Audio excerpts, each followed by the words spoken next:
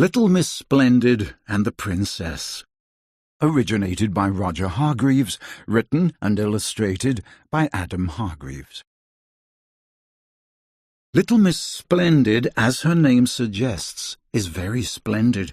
She wears splendid hats and lives in a splendid house. And how does Little Miss Splendid know she is so splendid? She knows because she has a magic mirror that tells her so. Each morning, Little Miss Splendid goes into her dressing room and stands in front of the mirror. "Mirror, mirror, on the wall, who is the most splendid of all?" she asks the mirror. "Little Miss Splendid is the most splendid of all," answers the mirror. Next door to Little Miss Splendid's very splendid house is a castle which has stood empty for many years. One day, on her way to the shops, Little Miss Splendid noticed a sold sign on the castle gate. "I wonder who has brought that," she thought to herself. The following day she found out. Little Miss Splendid was woken by a fanfare of trumpets. She looked out of the window to see 3 moving vans and a very splendid-looking coach and horses moving in procession up the castle drive. A princess had moved in next door.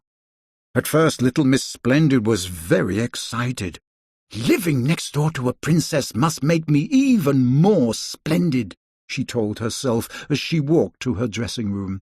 She put on her most splendid hat and got ready to visit her new next-door neighbour. But before she left, she stood before her magic mirror. "Mirror, mirror on the wall, who is the most splendid of all?" she asked the mirror. "The princess next door is the most splendid of all," answered the mirror. Little Miss Splendid could not believe her ears. "But I'm the most splendid of all." "Not any longer," pointed out the mirror. Little Miss Splendid watched the princess for the rest of that week. She looked at the princess's splendid coach. She studied the princess's splendid crown, and she noted the princess's splendid robe. Everywhere she went, nobody noticed her any longer. All they talked about was the princess and how splendid she looked. Little Miss Splendid grew more and more jealous of the princess. The following week, Little Miss Splendid went shopping. She bought an incredibly ornate coach and 4 horses, a shimmering princess hat, and a splendidly long and flowing robe. Little Miss Splendid was so pleased with her new purchases that she went straight into town to show them off. But no one took any notice of her. "Good morning, Miss Splendid," said Mr. Happy, without any comment on what she was wearing.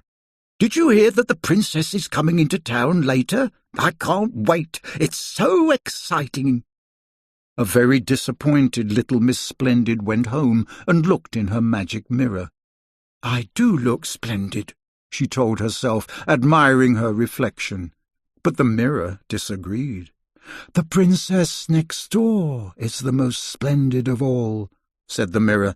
"If I may say, you look a little ridiculous."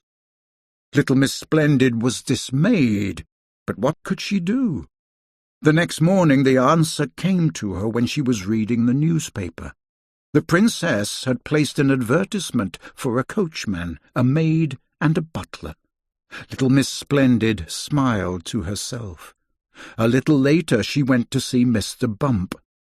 "There is a job going as the princess's coachman," she told Mr. Bump. "It would be perfect for you." "Really?" said Mr. Bump as he accidentally broke his window. He hurried over to the castle to apply. Then Little Miss Splendid went to see Little Miss Scatterbrain and suggested that she apply to be the princess's maid. "Really?" said Little Miss Scatterbrain, rushing off to the castle as fast as she could. Lastly, Little Miss Splendid visited Mr. Muddle, who was very excited at the idea of being the princess's butler, although he took a few wrong turns before he remembered how to get to the castle.